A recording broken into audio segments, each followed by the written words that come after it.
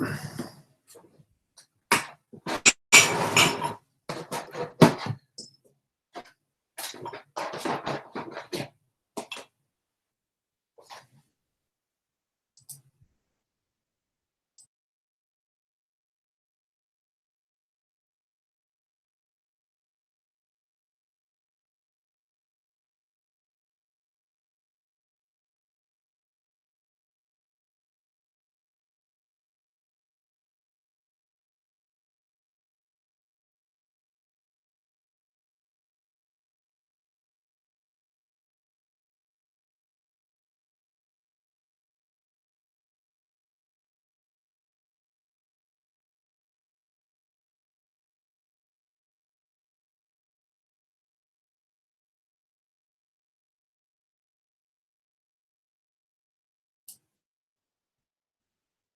everyone, we'll get started shortly.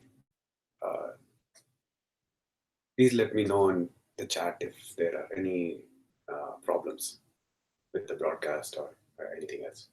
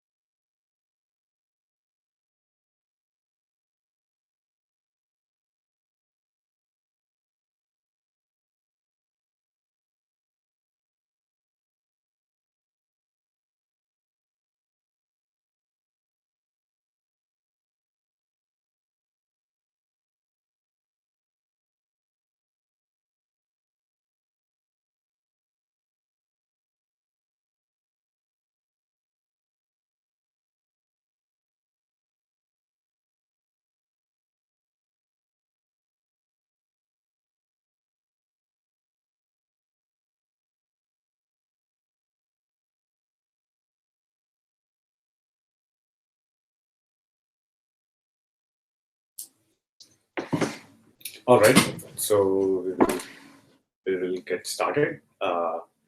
And so let's wait like another couple of minutes before we get started.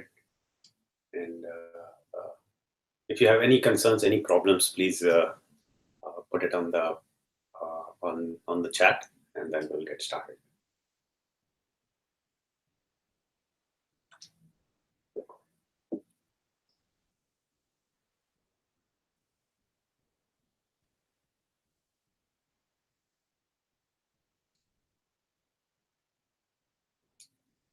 We'll keep others like 2 minutes to join, and then we'll get started.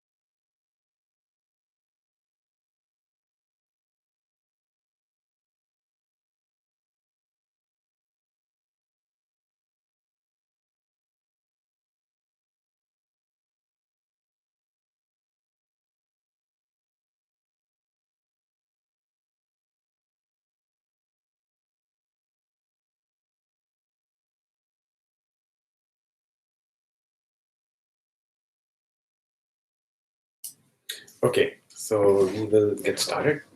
And so just to introduce Data Cabinet is a online programming platform that we are building, and we do a number of events on Data Cabinet, especially related to deep learning and machine learning. And let me share my screen and show you some of the resources that you could find on Data Cabinet. So if you go here, we share all our past events on our website. And so we did a reinforcement learning event, and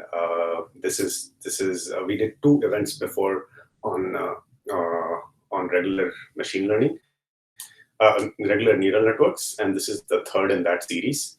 So and if you see, for the previous events, we did an event on YouTube, and we also provided you a Data Cabinet project link, so you could actually go into Data Cabinet and import the project and play around with the project.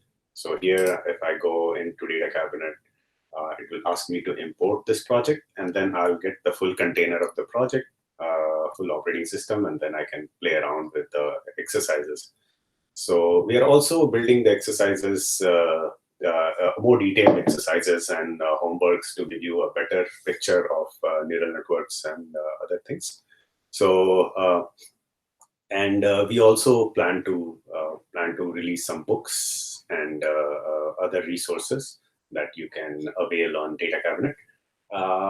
So yeah, that's about Data Cabinet. So so today's lecture is more about Data Cabinet's neural network optimization in neural networks. So a lot uh, a lot of the recent advancements, like if you see uh, speech or robotics, have been driven by neural networks, and a lot of it is because of the enhancement in optimization techniques. Because now we have optimization techniques that can train a very high layer number of high depth neural network. Before, the techniques were not there, and the computational power was not there, and the data was not there, and that is why we could not train very deep neural networks. But now we have a lot of neural networks, very deep neural networks that we can train. So we will go through some of the techniques, and a lot of these techniques are, like, if you use a library like TensorFlow and or others, are hidden behind the actual are hidden behind the actual APIs. So it's easy to it's wait, let me put it full screen. So it's easy to and I'll put this to full screen too if I can present. Yeah. So a lot of these techniques are hidden in the, like, if you put in Kera's deep train method, then they will use a lot of these techniques. But it's good to know these techniques in case uh, you need to work on a problem and get and understand the problem better and improve the accuracy of your model. Then then it becomes more important that you understand all these techniques.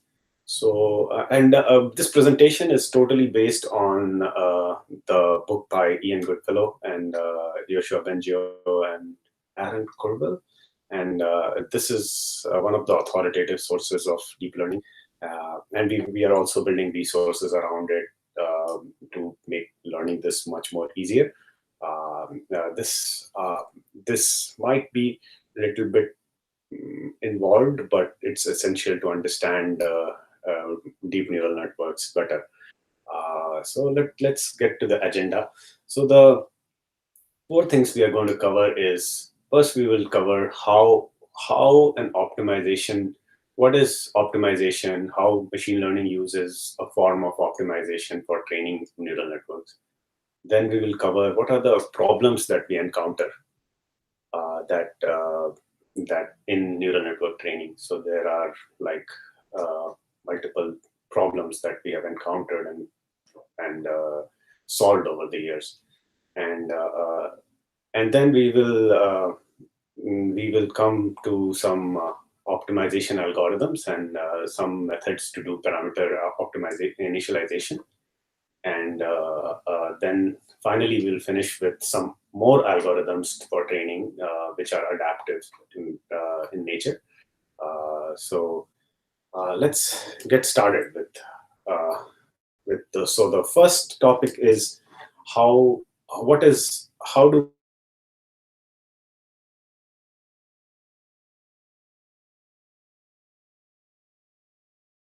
different, and you want to find the maximum or minimum of the function. So it's just like you're given a L function, loss function, and you want to find the minimum. That's it. But machine learning is different, because you might have a performance measure that might not be tractable, or like, for example, there's a 0-1 loss. Like in classification, if you have like a number of red and green balls on in a space, and you want to build a classifier that, given a new ball, says what the color is, the best way is to figure out the best way to figure out how good the classifier is by saying how many the classifier, for given a new set of points, how many it says red, which are actually green, and vice versa. And this is like a 0-1. So the best loss could be the how many, which is also called the 0-1 loss. But it's harder to if you train a neural network on a loss to figure out, then it becomes intractable. It becomes hard to figure out the coefficients of that neural network. So what we do is we try to figure out a different cost function. We don't really use the 0-1 cost function. We use a different cost function altogether, and which can sometimes be even better than the original cost function. So we'll go into that later. But let's define a cost function. So this is a cost function, j theta. So basically, we have been given a set of training data. We are sampling from the training data. We are finding a loss function, like it could be a 0-1 loss function, or if fx theta said green and y is actually red, we will put a loss of 1, otherwise put a loss of 0. Or it could be in a regression setting, or it could be mean square distance.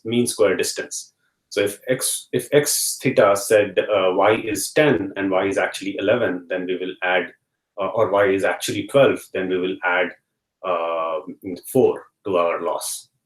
12 minus 10 squared, and so that's the loss function. And the expectation of the loss function is taken over the training distribution, because we are not really given the actual distribution of the points. So what we have to work with is the training distribution. So this j theta, which is given the parameters, what is the cost, can be defined like this. But the actual cost that we are after is the cost on the actual distribution of the data. So not from the training data, but given like data points from the actual data set that will come at test time or any other time, what our cost function will be, what the losses add up to be. So that's what we are ideally trying to minimize. But the best we can do is with this cost function, which is over training data, because training data is the only realization of the actual data distribution that we have. So in other words, we are not given like all the points in the training in the data distribution. We are only working with a handful of training examples, and we are trying to figure out the loss function and estimate the true data generating distribution. So I hope that was clear. If there are any questions, let me know on YouTube. Okay, so we'll go to the next one. So I covered. So if we actually knew the data generating distribution, then we will just find the exact theta parameters by using like we do for an optimization problem. But when we do not, like we were discussing, when we do not know the data generating distribution, it becomes a machine learning problem. So now if we are given a set of data points or training examples, what is the easiest way to convert it into this machine learning problem into an optimization problem? We can just assume that all the data generating distribution is like equally likely over all data points, and that way this distribution is called the empirical distribution, and we can just take we can just take a sum of the loss functions, and we can try to minimize this. So this is one way to convert, but this is one way to convert a machine learning problem to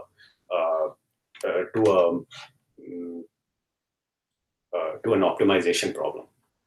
But the thing is, this holds some guarantees. The book discusses that it holds some guarantees that if you reduce this, then the actual data distribution also gets impacted. Like if you had the loss function defined over the actual data distribution also can have some good effect, but it's not generally used, and that is because this is prone to overfitting. So if you take like a neural network and you try to get a loss function like this, then over all inputs, then it will just remember all the inputs. It has very high capacity, so it will just try to remember all the inputs, and also that the neural network will be hard to train because it will, if for example the loss function is a 0-1 loss function, then it's hard to find a gradient for this loss function. And because you cannot find a gradient for this loss function, you cannot train the sum of the loss function. So that's why it is not generally this formulation of just using just adding up all the loss functions is not generally used. So let's get to some other methods. So now we come to surrogate loss functions. So we do, instead of using the loss function that is most most intuitive, we change it to a loss function that is that can be trained well, that has better properties.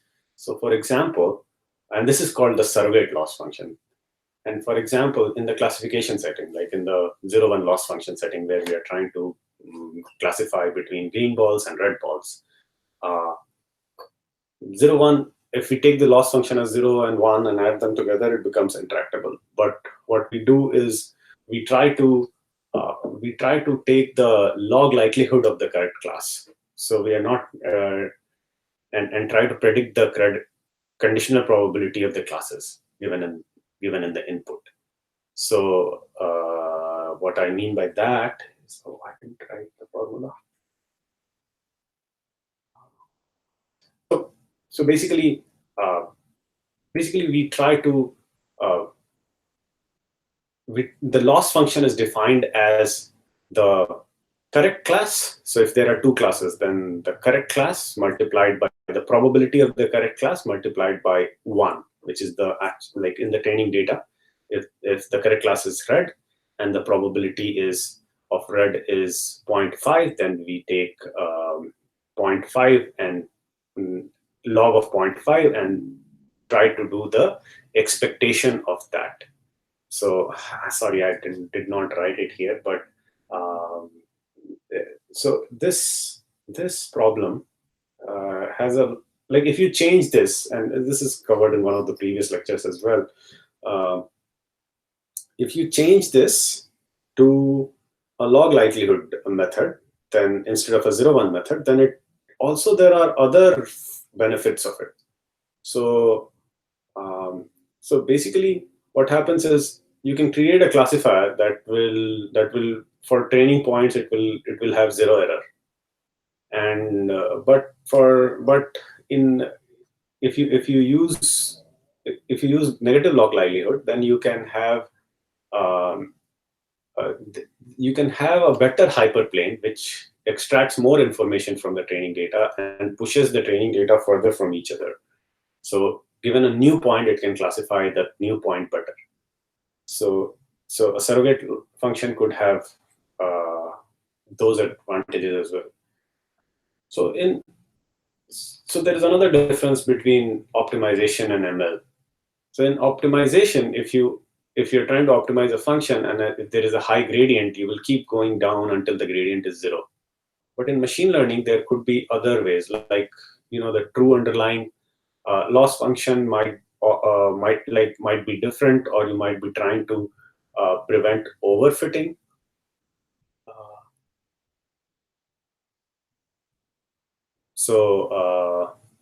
Uh, sure. Let me show you the log negative.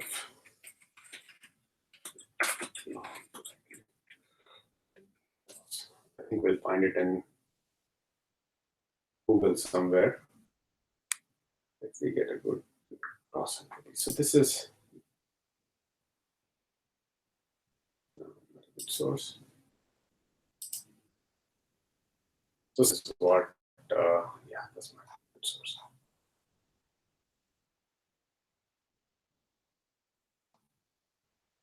So this is how classification actually. This is how classification settings. Negative log likelihood.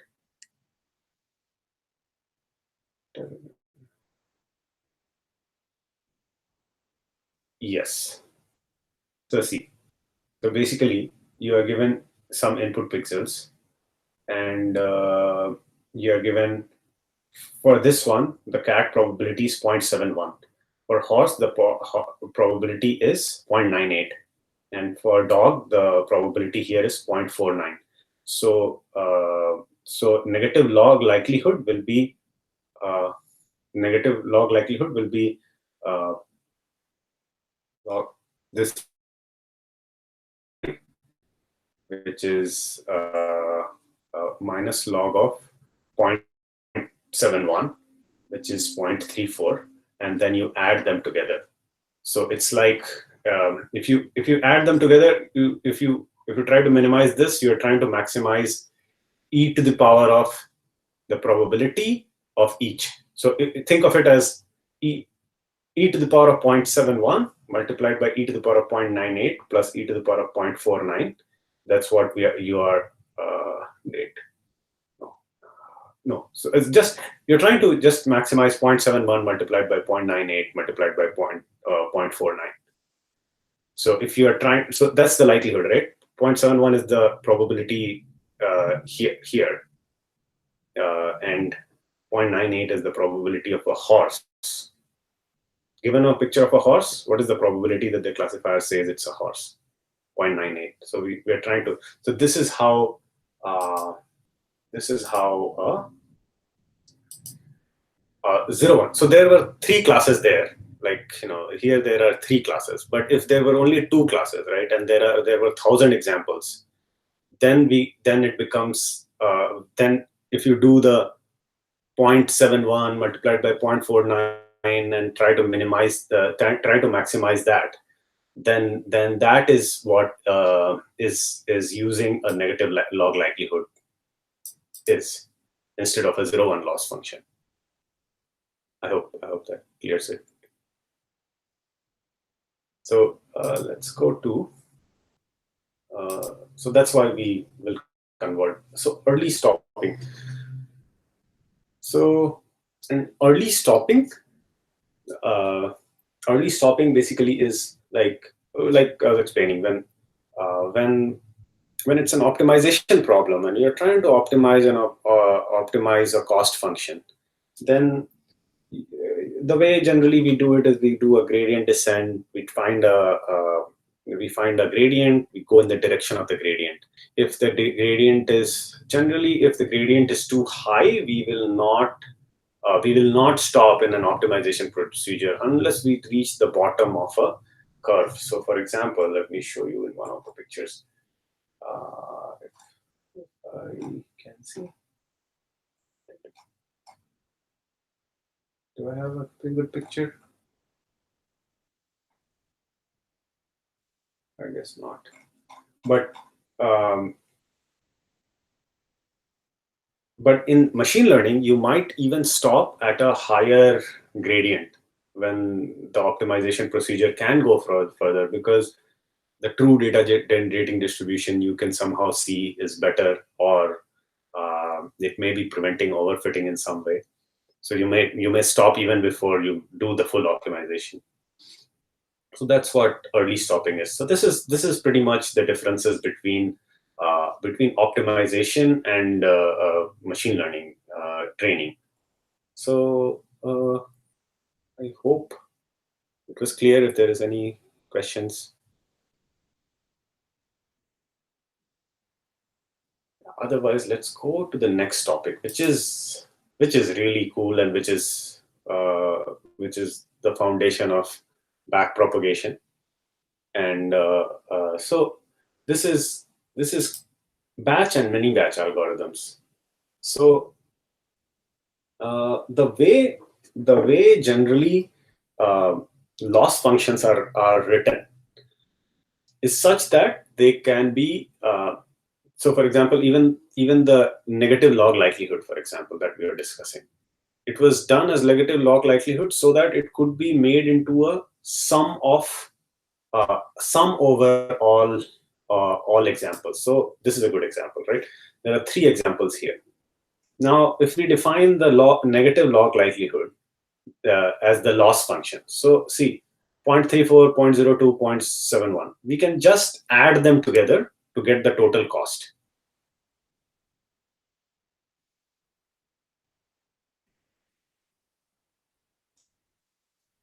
Ritansh, we were just discussing the. So we just finished one section, which is the difference how machine learning optimization differs. Machine learning training differs from pure optimization. We are doing the. We are now starting with mini batch algorithms. So in mini batch algorithms, uh, so in machine learning training, the way cost functions are chosen is such that they can be sum over the examples. So here there are three examples, right? And the first one loss is 0.34, second one loss is 0.02, and third one loss is 0.71, right? And they can just be added together. And that is the reason we did a negative log likelihood. Otherwise, we could have just multiplied these three, right? So the actual thing we are trying to minimize is the probability, right? So we could have just multiplied 0.71, 0.98, and 0.49 and tried to minimize this, but maximize this. I'm sorry. So, but in that one we cannot sum the loss functions, sum the losses together. So what we do is we take the negative log likelihood. So that way we can just sum these together and then minimize it. So this is what. So this is how generally the machine learning loss functions are computed. So or it can also be written as an expectation over training data distribution for the log of p model. So here log of p model is the so if our classifier was actually producing probabilities of some sort, unnormalized, these are unnormalized probabilities, but then we can actually, these are real probabilities, not normalized probabilities. So then we can do argmax. So then we can do. So if you see, this is a log of p model, right? And p model is that 0.71, 0.96 that we got. So we are just trying to do a argmax of this, and to create the loss function that we will try to minimize. This can also be written as the expectation of log of p model. Here, all the probabilities are compared to be are thought to be the same. Here, they could be different, but they are still taken from the training examples. So here, we are just summing up all the training examples, assuming that they are all equally likely. But here we are saying it's an expectation over all the points in the training example. So theoretically, it could be like some points are more likely than others, so we will give them more weightage. And so next, let's go to now. So if we have defined the cost function as a sum, then the properties of cost function, a lot of properties of cost functions also become the sum. So for example, the gradient of the cost function with respect to a particular theta, for example, a particular parameter, becomes a sum of all the individual terms. It just follows naturally from derivatives. So now we go to present. So now we have a really nice formulation that comes to help us. So here the problem is that if you want to, for example, compute the derivative of this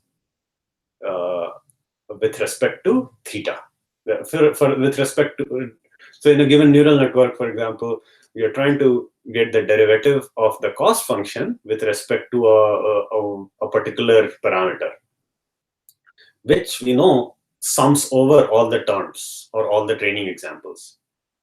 But if you have thousands of examples, right, and you're trying to get this full sum for all the 1,000 examples, and if you want to directly optimize j theta, which is the full cost, then you will have to find it for every training example, sum it together, find the gradient for every training example, sum it together, and then take a small step in that direction, then do it millions of times. So this might be infeasible. This is hard to do because this is like thousands, 10,000 data points, a million number of steps, very hard. So how do we optimize this? So one thing that comes here is that how about we estimate this? We estimate this this sum by using only a few samples. So what I mean by that is, in every step, instead of using the full sample, we will use only a few of the training samples, and we will get the gradient from the few samples, sum them together, and assume that that is a good proxy for the original gradient. Now, if we do that, how much do we lose? So if you see, like if you remember all that statistics and standard error and those formulations, we can see that the standard error of sampling is sigma by root n, whereas where n is the number of times we have created IRD samples. And now if we sample it, it 10,000 times, then the estimate of the true mean is the confidence interval only goes down by 100 times. So there is no point in doing it more number of times, because you're not getting linear returns here. But if you use 10,000 samples, it's not like your standard deviation of the error of the. So another way to look at it is you're estimating the gradient. Now the estimate of the gradient is good enough with a small number of examples because you're anyways doing a number of steps. So that's and using a lot of examples is not very helpful because it doesn't give you that much benefit. It does give us some benefit, which we'll go into, but not so much that we need to do the whole thing. So this leads to mini batch gradient descent. Mini batch means you can have like a smaller subset of training examples and then train every step on that smaller subset. So and you could even use one data point at every step. So the way gradient descent works, we'll go into details, but is like you find the gradient, you go one step in that direction, then you find the gradient again, you go one step in that direction, and you keep going until you find like a acceptable point. And here, we don't need this. This formulation says that we don't need a full. We don't need a exact estimate of the gradient. Even if we do like a approximation of the gradient, it should work, and it should even work better sometimes. So let's go down. So, but there are some reasons to use like higher number of samples, higher number of training examples to approximate the gradient at every step. So one is that one problem could be that we can have a better approximate of the gradient, of course, and but you could have like a multi-core machine that can do. So if you have like a GPU and with enough memory that can do like 1,000 points at one step, then why not use that? So that's the basic motivation of why we should do SGD with greater number of points. And also, if you use a batch size of 1, that's not bad at all. But it will be like the variance or the standard error will be very high, right? Because the sigma by root n, the n is only 1, so it will be like the sigma of the value itself. So of the training value itself, the sigma that you first sample. So the standard error could be very big. So then, which means but if you have like a variance which is very out of whack, if you have like a estimate that is very out of whack, then the way to deal with that is like you use very small steps. So that's why we tend to prefer mini batch. So batch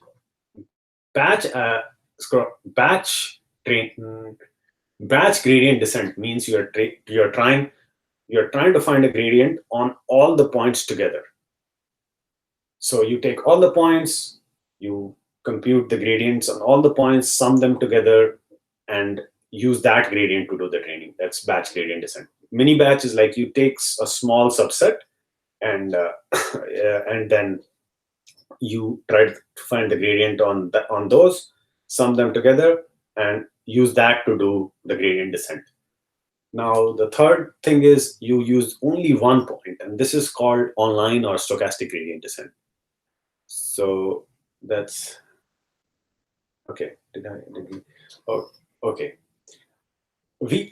There might be other reasons why you would use a greater batch size. So one reason could be that like in your algorithm, you are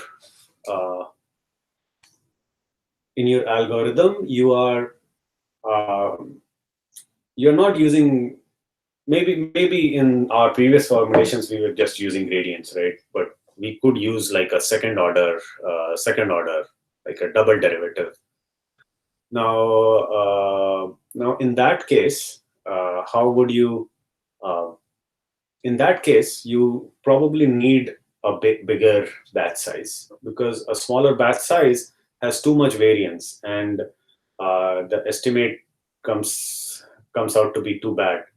Um, and also, if h is computed, like the double order derivative is computed very well, but the g, which is the first order derivative, has like small errors. It could lead to a huge variance, because so here we are using okay, inverse of h multiplied by g as, for example, the measure of how we will do gradient descent, or that algorithm.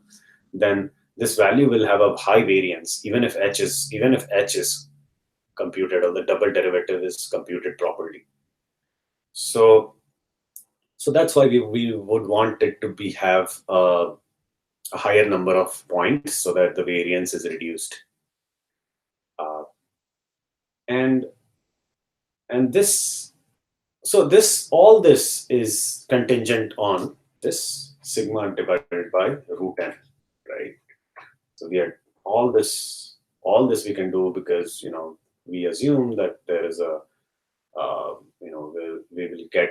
we will get to a proper value in the number of steps, uh, a small enough value of the actual gradient. Now, which means that all the data points, it is best if they are independent of each other, and also uh, the data sets between successive points are independent of each other. But uh, in fact, of course, you're feeding the same points in neural networks. You take the same set of data and go a number of times, like one batch, then second batch, and third batch. So it's not actually totally IID, but the one thing we can do is we can take out any correlation that we know already exists in the data. So, for example, if the data is written down in a fashion that uh, all all blood pressure results of a certain patients are laid out at one from 1 to 10, then 10 to 20, and 20 to 30 is the third patient, 10 to 20 is the second patient. Then we want to shuffle it, so that there is no correlation between different the data sets that are coming one after the other. The gradient descent can assume that they are not correlated, and it can go properly, and can estimate the gradient properly. Let's go further. So this, we were assuming that we are defining a cost function over the training set, and we are trying to minimize it, and then we took Minibatch or online training, just one sample in one step. But as soon as we don't do batch gradient descent and start doing mini batch or stochastic gradient descent. One good property that we get is that we are not trying to minimize the total cost defined on the training set. We are trying to optimize the total cost defined on the actual actual data distribution probability, which means that uh, uh, which is because when we are doing SGD, we are just taking one point at a time, which is generated by the actual data distribution function. So we are trying to optimize that. So that's a good thing, that we set out to optimize that, and SGD helps us do that. So that's a great result as well. So this is just I covered. If it's samples is used only once, then it's definitely trying to. If the samples are used only once, if you're training on samples that come to you only once and they are produced by the actual data generating distribution, then then we are actually minimizing the true cost defined on the actual data generating distribution. So now let's. So this finishes mini batch and batch gradient descent. If you have any question, this is very important because this is how training is feasible and this is how neural networks work. So understanding it is somewhat important. If you have any questions on batch and mini batch and stochastic gradient descent, do put it on YouTube.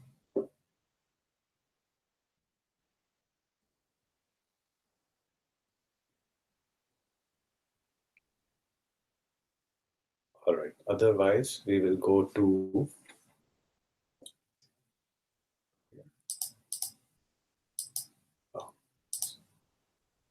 all right. So let's go to the next section, which is challenges in optimization. So all this is good. We are trying to do gradient descent mostly or some other methods. But what are the problems that come when we do this? Uh, so optimization is difficult even on. So there are convex problems and non-convex problems. So we should make distinction between. Convex problem is a problem where the double derivative at any point is the same sign. Or put in another way, it's like there is only one global minimum and there are no local minimums. And it's like a bowl shaped. And if you go in the direction of negative derivative, from any point you will reach global minimum without ever increasing. Or in a the formal definition is that there is not a single. There is never a point in between 2 points that has uh, uh, that is higher than the points. If you take a okay, let me first define what a convex function and a non-convex function is. So convex. Let me do images. Yeah, this is a good image. So in a convex function, if you take any 2 points and draw a line in between, then none of the points in between those 2 points can ever be above this line. So this is a convex function. So this is a convex function. Now a non-convex function, this is a non-convex function, because if you draw a line between this point and this point, then there are points here that are above this point, right? So this is a non-convex function. Now, convex functions are easier to optimize because you could just do a stochastic gradient descent and it will go down to the optimum point. And traditionally, most of the methods that we use are convex. So, for example, linear regression, or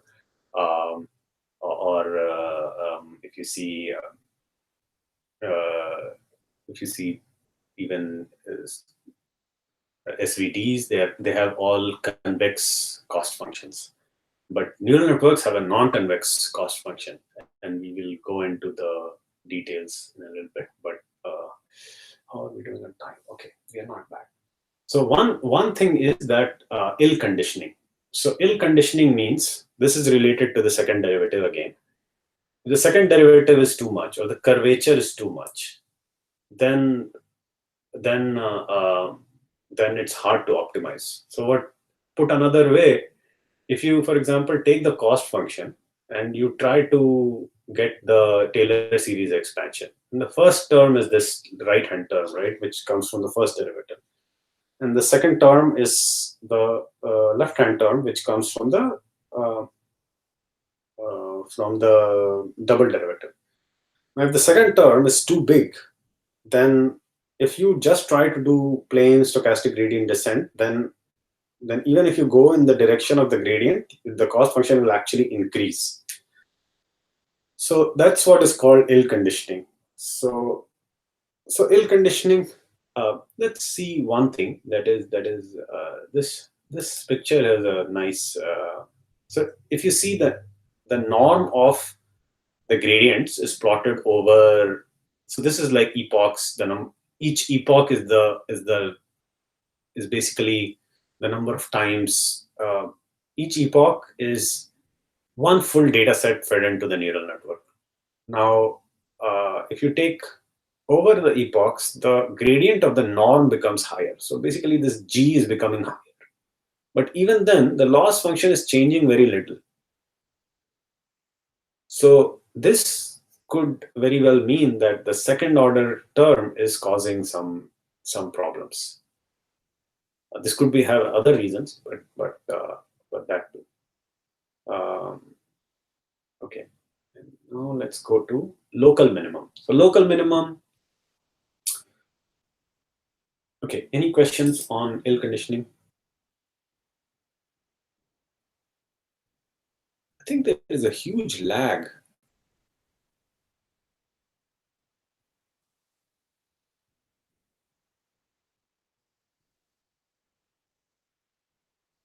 Oh, okay. Sorry.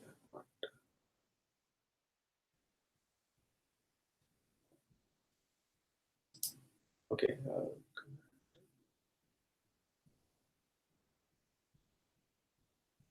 Okay. So, all right. Um, let's go to the next thing, which is local minimum. So, local minimum. Local minimum is simply put. Local minimum is this point. You could have a global minimum. This is a global minimum. This is the local minimum. Uh, in a non-convex function, you can have local minimum. In a convex function, like we saw, there's only one global minimum at this point. But if you have a non-convex function, then you can have a local minimum, which is of a higher cost than a global minimum.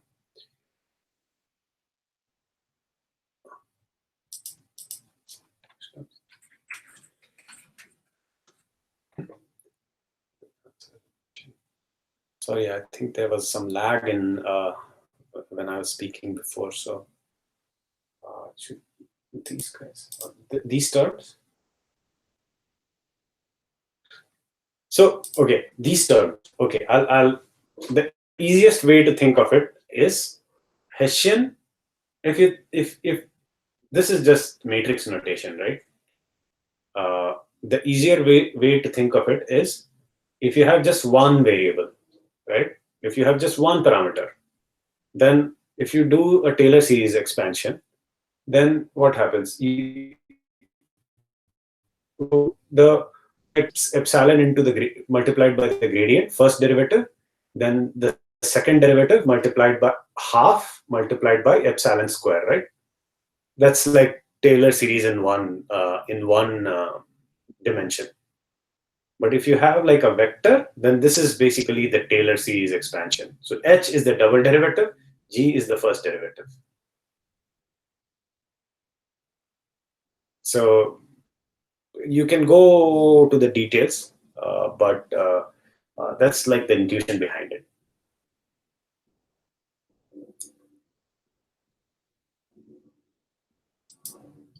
So let's go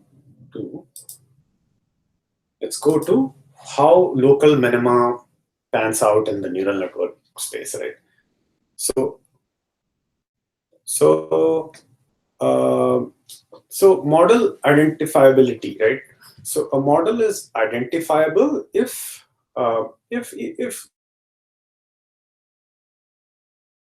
samples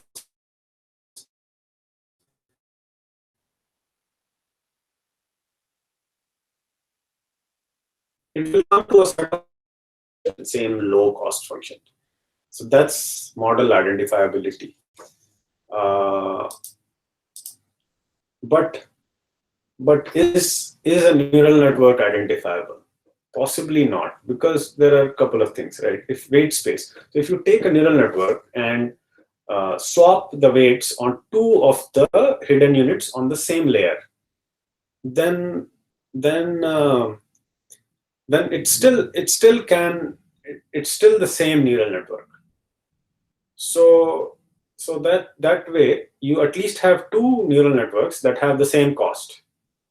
So, and of course, if you do a better analysis, there are n factorial multiplied by m ways of arranging hidden units. So n factorial, like there are n factorial ways to arrange one hidden layer, and then if there are m layers, then to the power of m.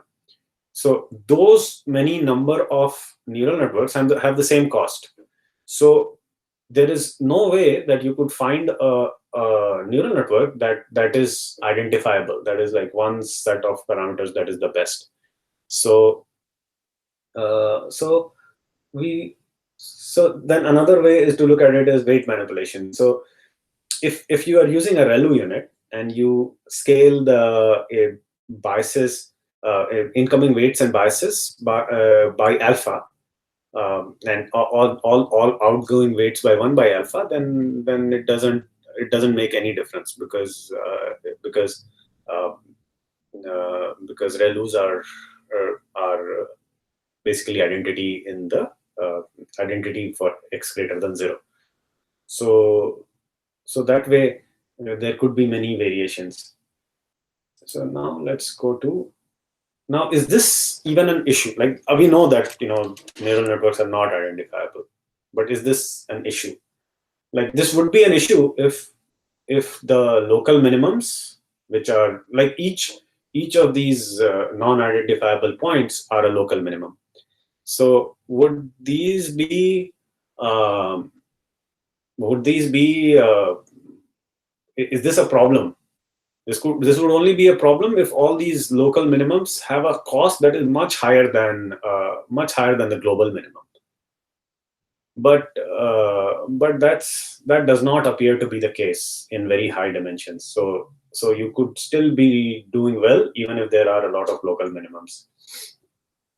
So many people, the book says that many people say that the problems are because of local minimums. When we are training, the problems are because of the local minimum. So one way to check that is that if you're actually running into the local minimums, then the norm of the gradients will go to 0. So if the norm is not going to 0, then your optimization procedure is not reaching a local minimum. So that's something you have to consider. But you could still reach 0 and not be on a local minimum. So that is the topic of our next section, the next problem that we face in optimization. So here, in local minimum, is there any question on local minimum?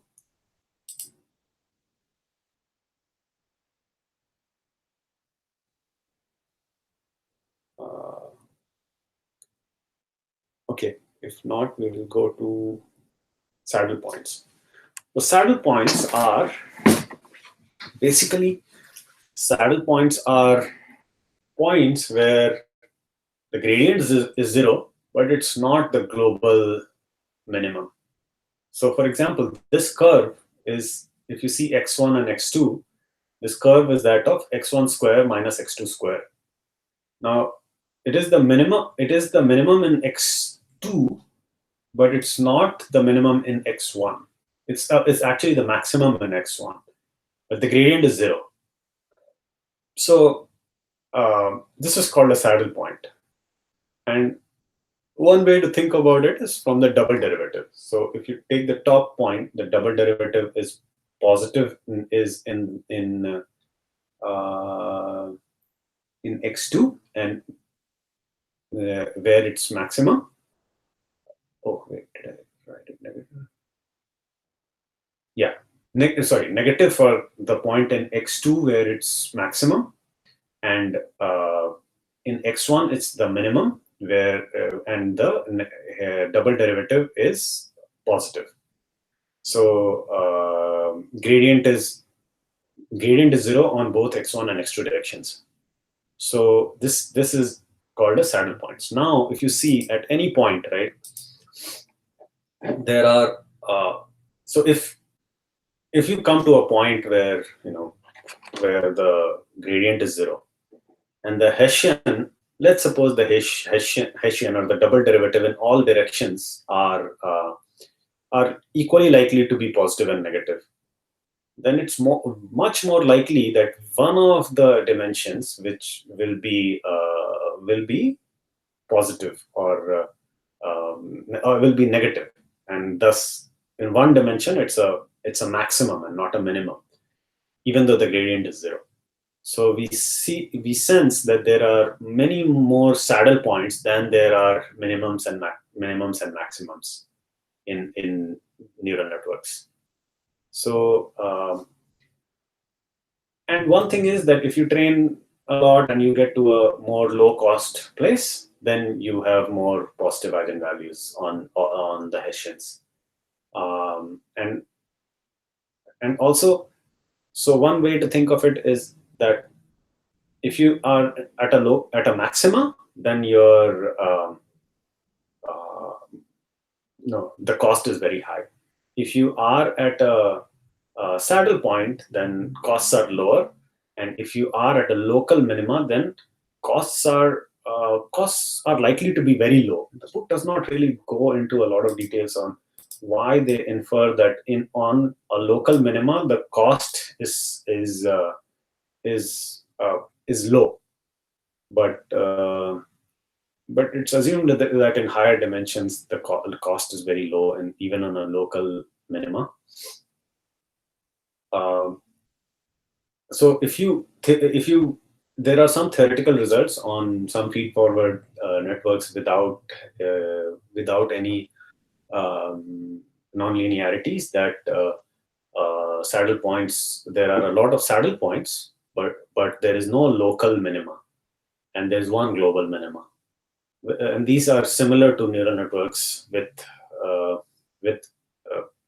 non-linearities. So we are it's a good reference point. There is one thing that though that if you use stochastic gradient descent, it's repelled from saddle points. So it's not really, if you're going in the direction of negative gradient, then you are not going to likely hit a local maxima or a saddle point. But if you are using the second derivative in your algorithm, like in Newton method, it is possible that it is more possible that your optimization procedure will be attracted to a saddle point. So that's about saddle points. Any questions about saddle points?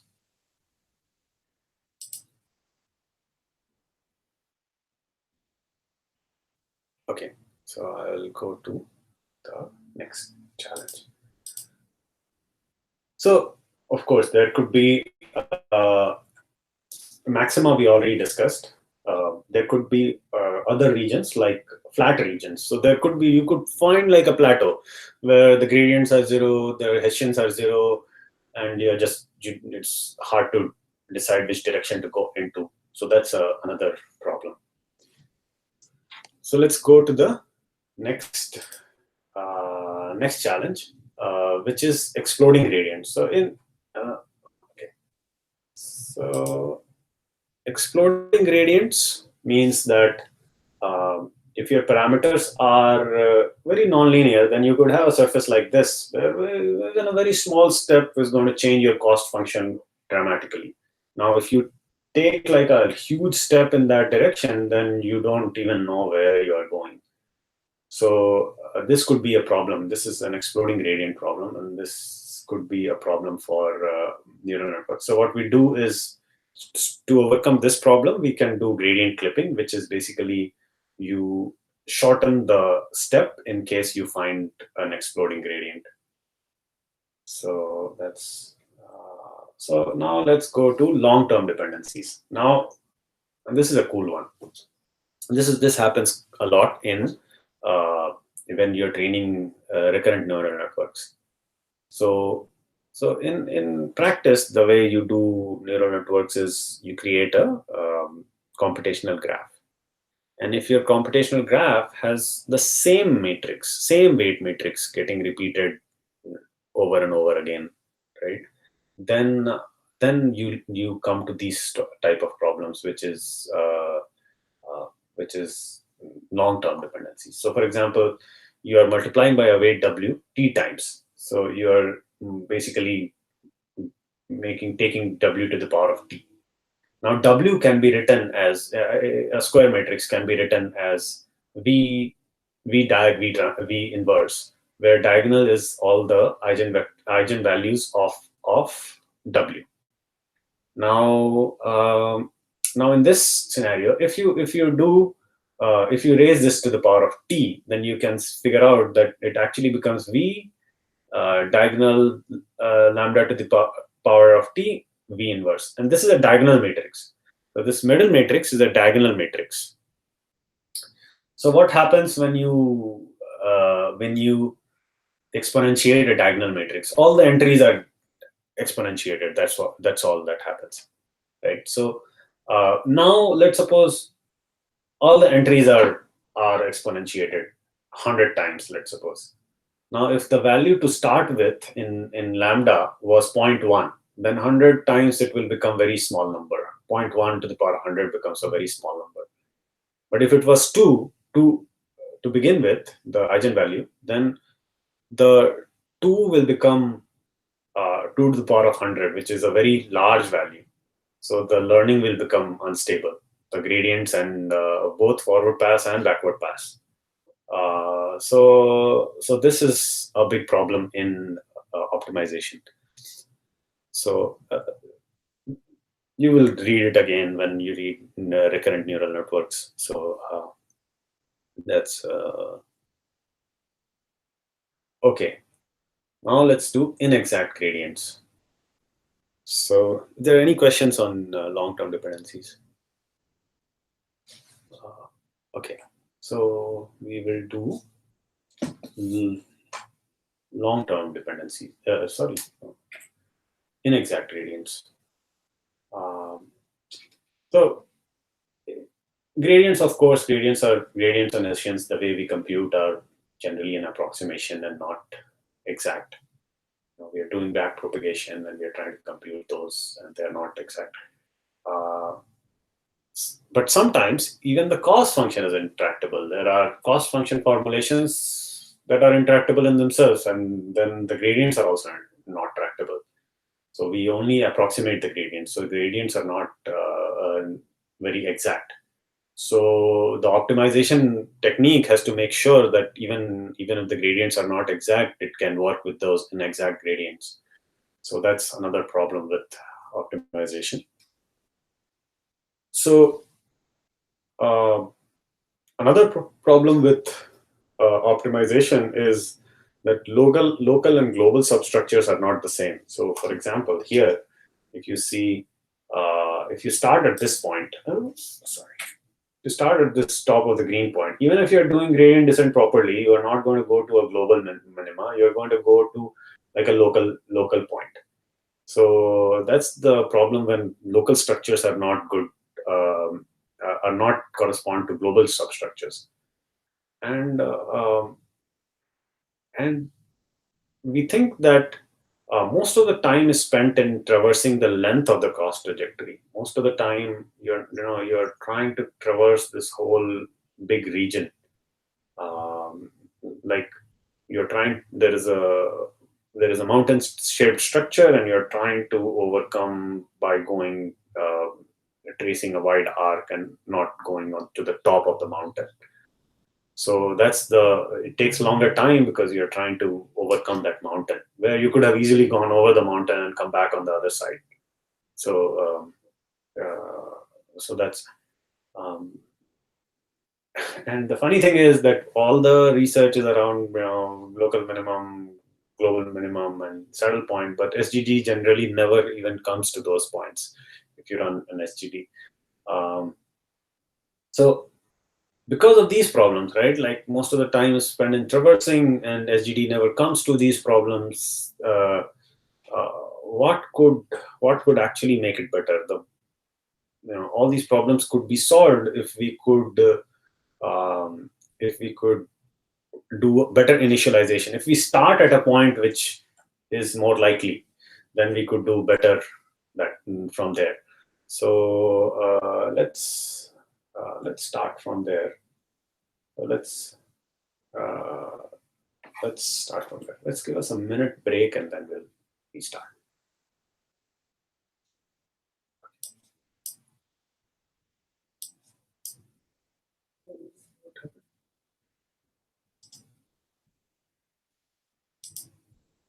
Let's take a minute break and we'll reconvene.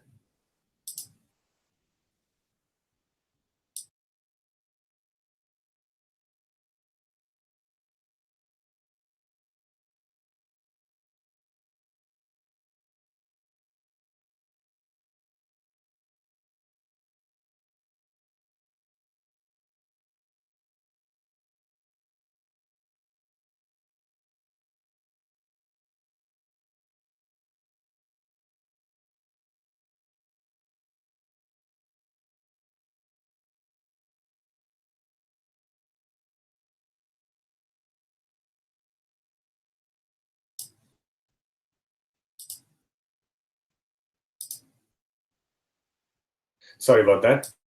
Let's there was something that came up, but let's restart. And so, are there any questions so far?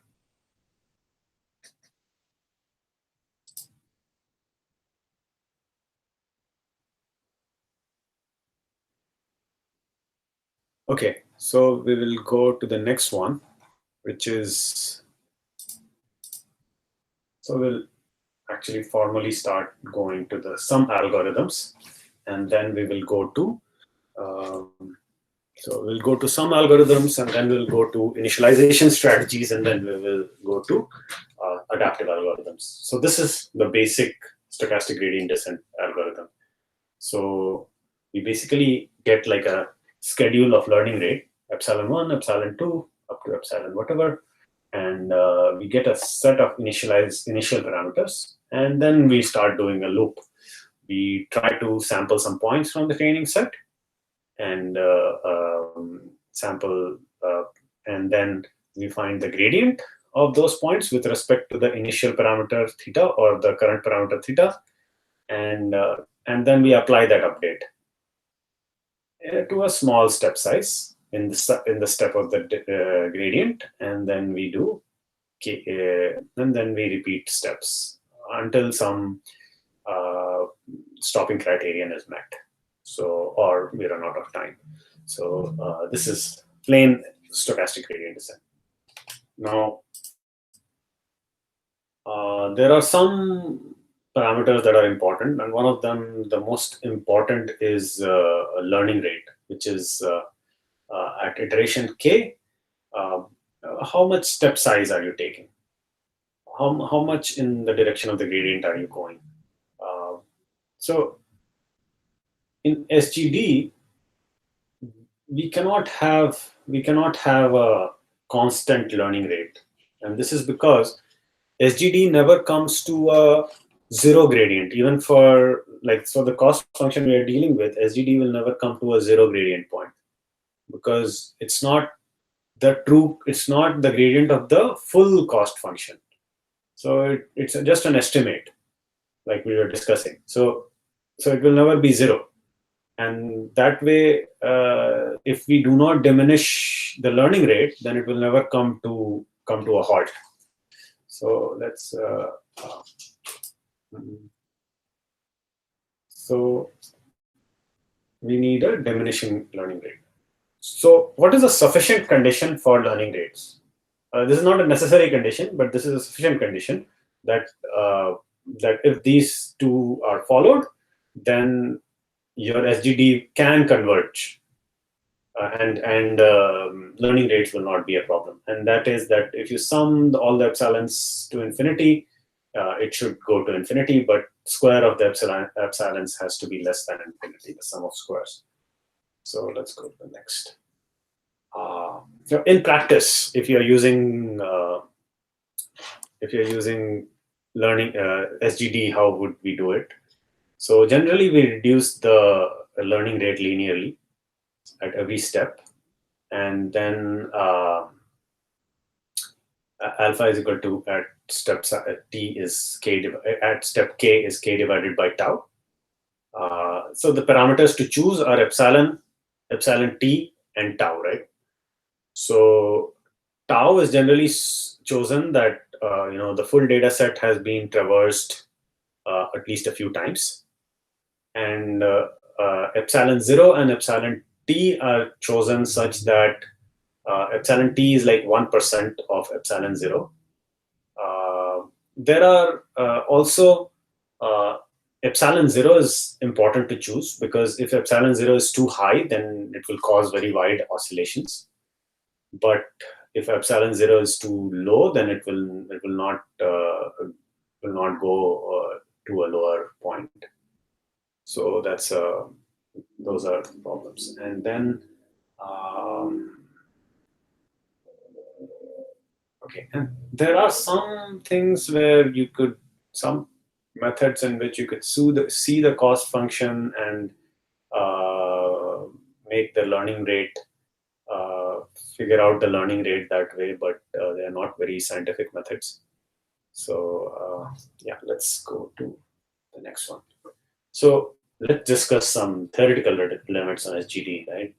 So let's the excess error, which is like the cost function learned by the SGD and the minimum possible cost function, the global minimum. That's called the excess error. Now, uh, the lower the excess error, the better, right? So for convex functions, after k steps, theoretical cell limits say that your excess error will be of the order of 1 by root k. But for strongly convex case, which is like a case of convex functions, after k steps, the excess error will be of the order of 1 by k. So batch gradient descent enjoys better convergence rates theoretically, but not very well discussed. And so even though theoretical results say that you cannot do better than of the order of 1 by k, most of the other optimizations that we'll discuss later will be improving the constant factors in this order of 1 by k. So let's go to the first one, which is uh, momentum. So give me 1 second, I'll be back. If you have any questions in the meantime, please put it on YouTube. I will be right back.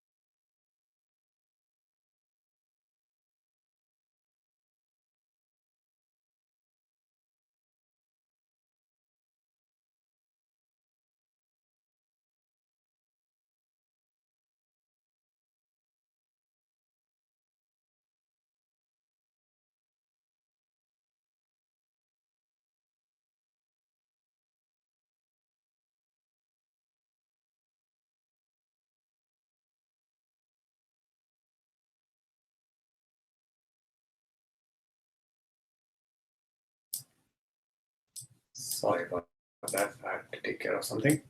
Uh, so let's start with momentum.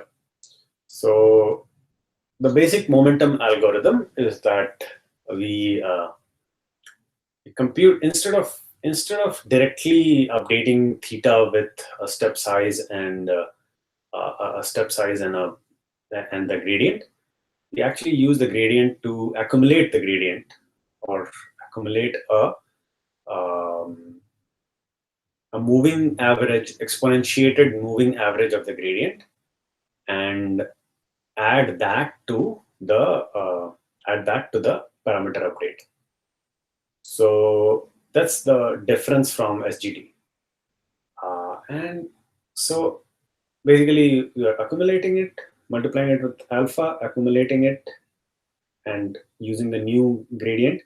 So basically, you are trying to build momentum of velocities and with velocities. So how? So if you have a poorly conditioned Hessian, so for example, this is your contours. So think of it like as a valley where you have like a lot of obstacles on the way. You are not, but it's the valley is going down, but there are obstacles. If you use plain SGD, your optimization might get stuck at like one of those obstacles. So like it's a poorly conditioned Hessian. The Hessian has a lot of values, and at every point. And now, so then we add momentum. So the way momentum helps um, is that if in the velocity, if the gradients have been in a particular direction for the past few times, then it pushes the gradient in that direction further. So that way, if your optimization is coming down, and even if it meets a poorly conditioned Hessian or an obstacle, then it can overcome it because it has been increasing the gradients in the past.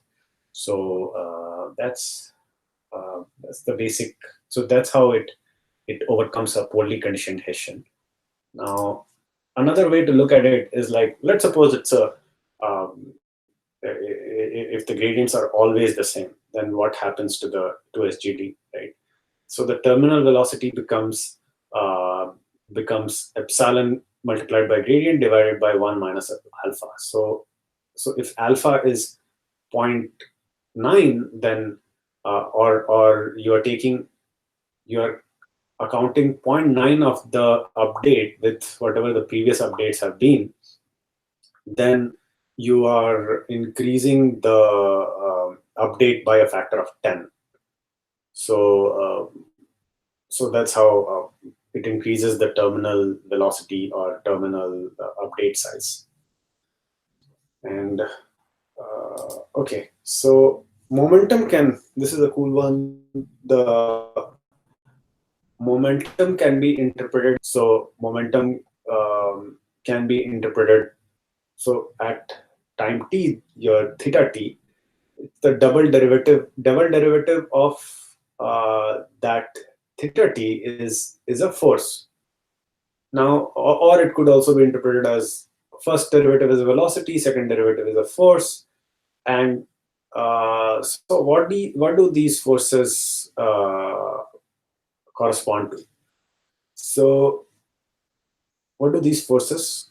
So one force is definitely in the direction of the curvature, right? Because we are using gradient.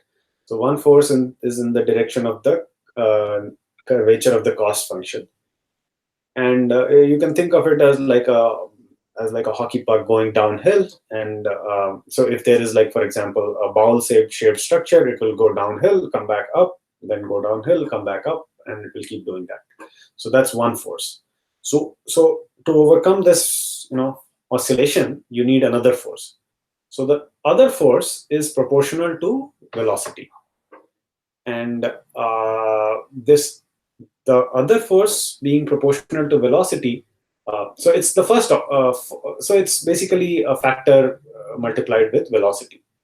And so what happens is the puck is going downhill and then coming back up. If there is a if if you apply a resistive force which slows it down, then the next one it will try to settle in at the bottom. So it will oscillate, but every time it will go lower and lower and it will settle in at the bottom. But why do we choose the first moment of velocity and not the second moment of velocity or a constant force? That's because a second moment of velocity, the force will be so low that it won't be able to stop the puck. Or and if it was the first moment of the velocity, if it was the zeroth moment, which is a constant force, then it will be so high that the ball would not even, like, at some point the ball will stop even without reaching the minimum. So that's momentum's interpretation as force. I think that's all about momentum. Moment. Are there any questions on momentum?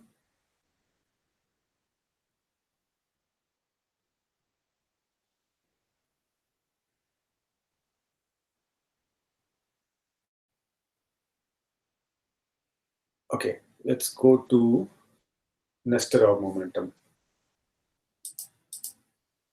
So Nesterov momentum is momentum, but the point at which we compute the gradient is basically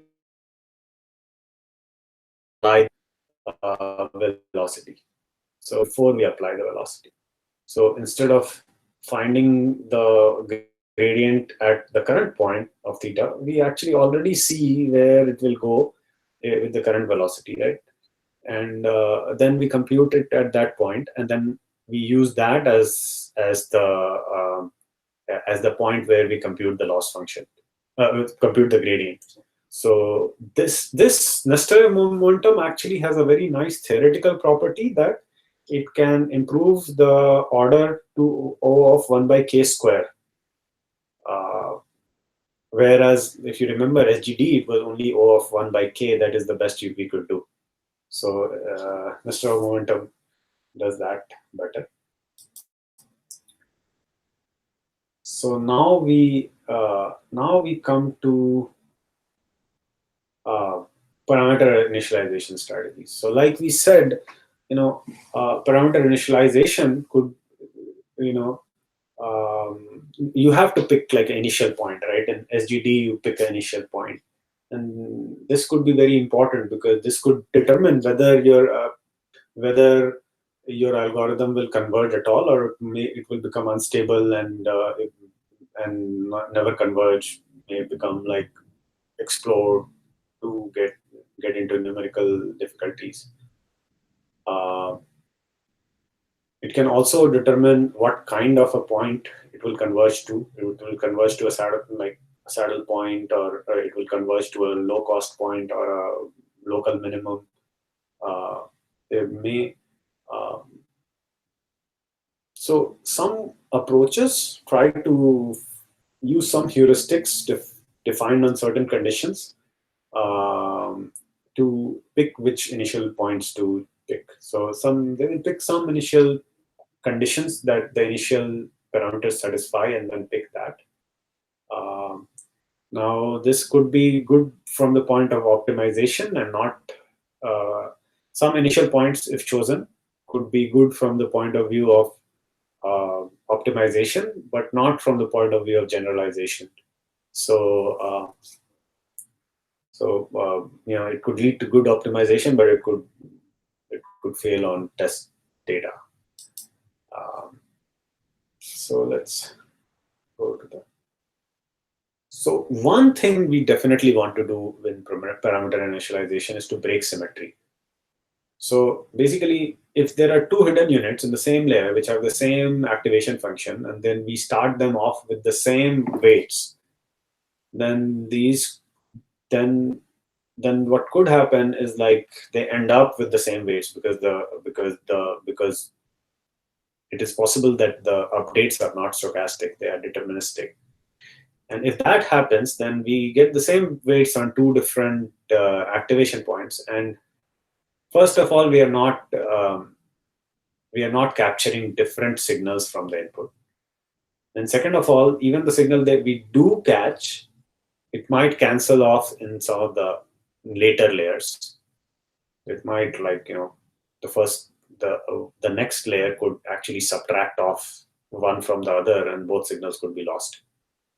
And so it's not useful to initialize them with the same value. So we, but unlike weights, biases, and other parameters can be initialized to heuristically chosen parameters. So that's sorry. So parameter initialization at least should break symmetry, and biases and parameters. If if the heuristics are used on biases and parameters, you can get good results, better results if they satisfy some heuristics. It doesn't work very well with weights, like these heuristics. So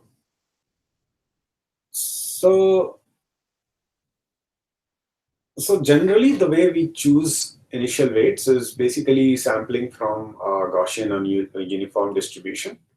But the scale of the Gaussian or uniform has to be still chosen. And that can have a large impact on the optimization procedure. So if the scale is high, it's very easily symmetry breaking, but it may cause exploding values and forward backward propagation. If or if the values are too high, and if you're using a activation function like sigmoid, then it may saturate because the output might be a higher value. So higher values are good from an optimization point of view, but bad from a generalization or regularization point of view, because if you remember, regularization or generalization is trying to balance out the bias and variance of the classifier, and it's trying to constrain the parameters to a lower value. But if you choose a higher initial value, then it's not good for generalization. So you could also think of, I should have written initial point as a SGD, initial points as a prior, not SGD as a prior. But basically, because we know that SGD generally finishes very near the point it starts. So it's like saying that we are also imposing a prior on the weights. So for example, because there are so many different critical point substructures that, if you choose an initial point, it's going to, the SGD is going to converge possibly very near that point. So it's like a prior. It's like a prior that you're choosing for the parameters. Now, if you use a value very near zero, like if you choose the initial point very near zero, then you're imposing a prior that all of these parameters are independent. But if you choose like a higher value and because it will converge to a value, if you choose parameters of higher values, and you know that they are going to converge to like a value near those higher values, then you are actually putting a constraint on how these parameters will. You're putting not a constraint but a prior on how these parameters should look like and how these parameters should interact. So, for example, if one of the parameters is 0 and the other weight is 100, then you're saying that the other weight is more important than the first weight as a prior. So that's good. And so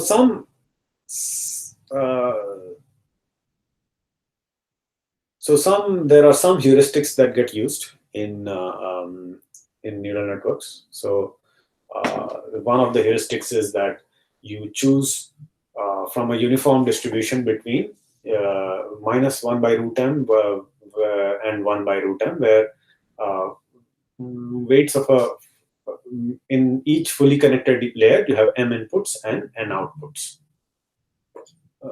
Yeah, so it depends on the input. Depending on the input, you're going to choose the weights in a uniform fashion between 1 by root m and 1 by now. There is another way to choose, which is a uniform of this nature, where wij is a uniform of 6 by m plus n, where m is the number of inputs and n is the number of outputs of the layer. Now, the second one, in case of in network without non-linearities, has some theoretical results. It will lead to the same activation variance for all and see, it will lead to the variance of activations on all layers will be the same if you use the second method, or in a network without non-linearities, or the even in the gradient, not the activation but the gradient, it will be the variance will remain the same. So this heuristic spelling is wrong, but most of these parameter initialization strategies don't work because the heuristic, like for example, one of the heuristics is preserving the norm network equations same, right? That doesn't work because that might not be the right criteria, or if you impose a prior, like even if you impose a property like this initially, it might not hold throughout the process of the learning, and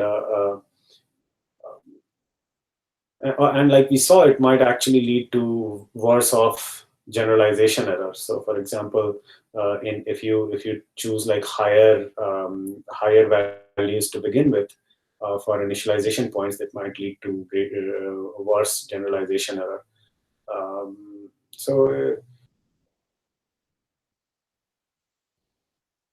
Okay, so let's go to. Sometimes it is also beneficial if you use like some other training and get the weights from there and then use that as the starting point, and of course, but other properties like biases, precision can be more easily initialized.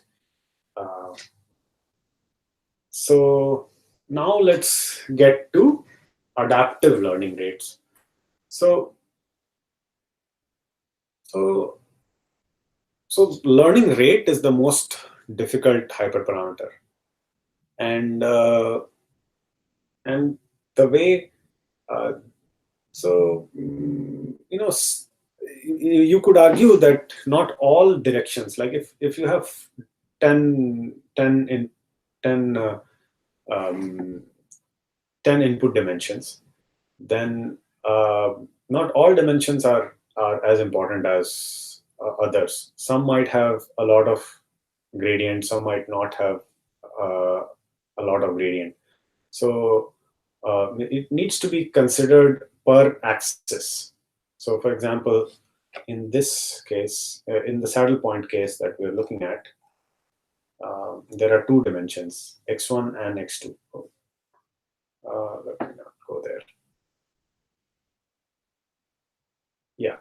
So the two axes are not equally important.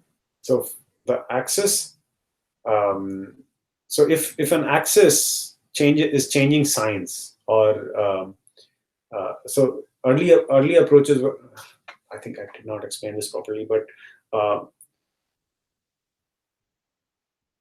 in a learning problem, if if there are more, if the cost function is derived by x1, x2, x3, x4, and 5 other dimensions of a training point, then not all these dimensions are equally important to find the low cost point. Like for example, in the x direction, if in the x direction there is not a lot of gradient, but in the y direction there is a lot of gradient, then it might be useful to use the y direction more than to use the x direction. So that's the motivation behind adaptive learning rates. And so if the early approaches were that if the partial derivative with respect to one of the axes is changing signs or is near zero, then learning rate should decrease in that direction and it should increase in the other direction, uh, in the other axes. So basically, this is the Adagrad algorithm. So very similar to SGD, or but instead of just multiplying by g, we are also keeping a moving sum of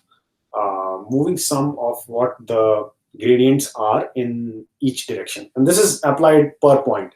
This value is being applied per axis or per dimension. And if you go r as you're accumulating all the gradients, then if one of the directions the gradient is very high, then you are going to impede that direction. So the gradients are very, sorry, I think I said gradients are high, then you go more in that direction. No, you go less in that direction. If gradient is very high in one direction, you want to take a small step in that direction. You don't want to take a big step in that direction. But if gradient is very low in some direction, then you want to take a large step in that direction. So that's the motivation behind adaptive rates. And so if you go, so this basically, if r is very high in one direction, then it will take a smaller step in that direction. If r is very low in one direction or axis, then it will take a higher step in that direction. And that's how you update or add a grad.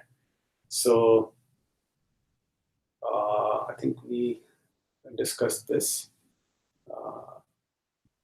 So there is a problem with Adagrad, that because it's accumulating everything right from the beginning, it's not good for neural networks, because it needs to bad it leads to bad it impedes the process too much, because R keeps growing and growing and growing, and it never comes down in value. So it impedes the learning rate too much. So it's not very good, especially for non-convex functions. It's good for convex functions. It's not that good for non-convex functions.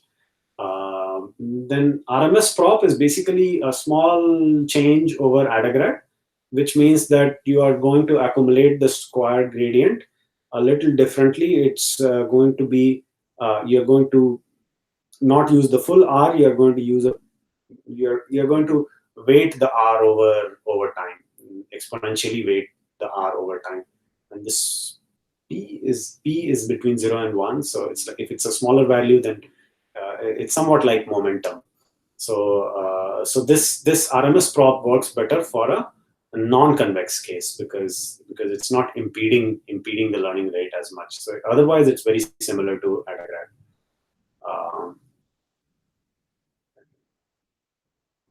Going up. Okay. So once it finds the convex part, it goes down faster. And like nested array momentum, instead of calculating this gradient at a particular point, we can also compute it after applying the velocity. So after applying this value, that's when we can find the gradient, and then we can use that. So that has some nicer properties. So this is the last slide. And so basically, Adam is a modification on both of these algorithms, and the main difference is this. So it uses an estimate of the first moment and the second moment. So it's not like before we were just doing an estimate of the second moment, right? Of second moment of the gradient. Now we are doing an estimate of the first moment of the gradient and the second moment of the gradient.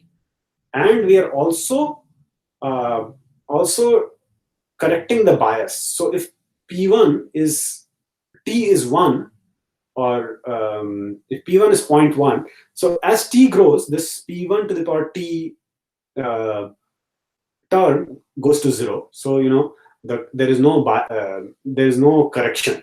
So it also tries to correct for the initially you are choosing all these points, all these values randomly, or not randomly, but these gradients are uh, these uh, these update parameters are chosen almost randomly. So then this leads to, initially if you do this, then it leads to a bias correction. And after you have computed the first and second moment, that's when you use that in the compute update here to compute the update properly. So it explicitly tries to find the moving average, or exponentially decaying average of first moment and second moment of the gradient. Then it's trying to correct it in the beginning, because in the beginning it might be a wrong value, and then it's trying to compute the update and apply the update. So that's how Atom works, and it's probably the most used right now. Yeah, so we haven't covered the second order methods today.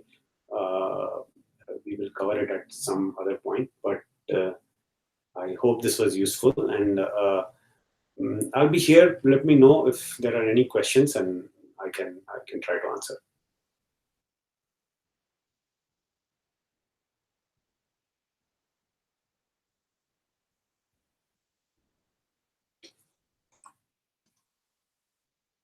So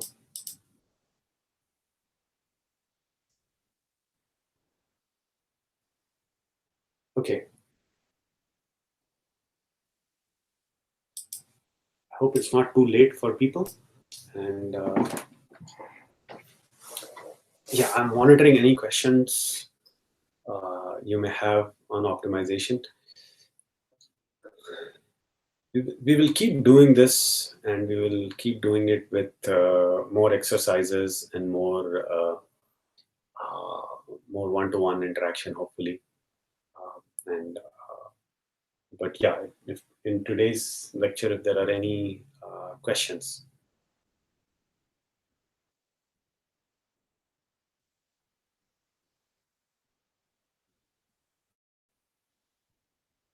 And generally these are very we try to do a lot of programming exercises with these, but today's was a little more theoretical, because it generally does not apply very well. But we will try to make some exercises around implementation of Atom and nested array momentum and all those, and for the future classes.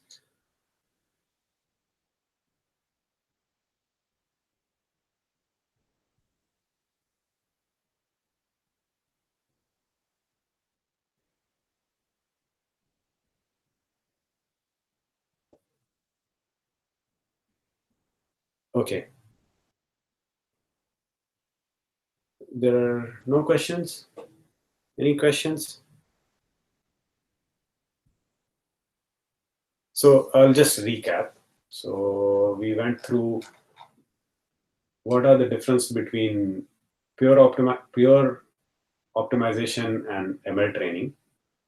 Then we went to batch and mini batch algorithms, and then we went to various challenges we face in optimization, and then we went to the initial methods of training, SGD, momentum, and nested of momentum. And then we went to parameter initialization strategies, and where we bake symmetry, choose from Gaussian, and SGD basically acts as the prior. And then we went to the adaptive learning algorithms, adaptive Adam and Adagrad and RMS prop. So if there are any questions around any of these,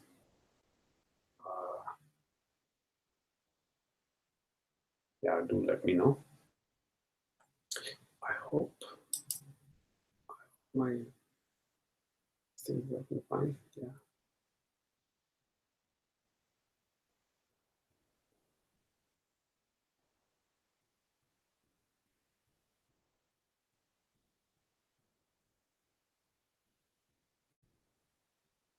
Okay. If there are no questions, then thank you so much for watching, and I will update you with any future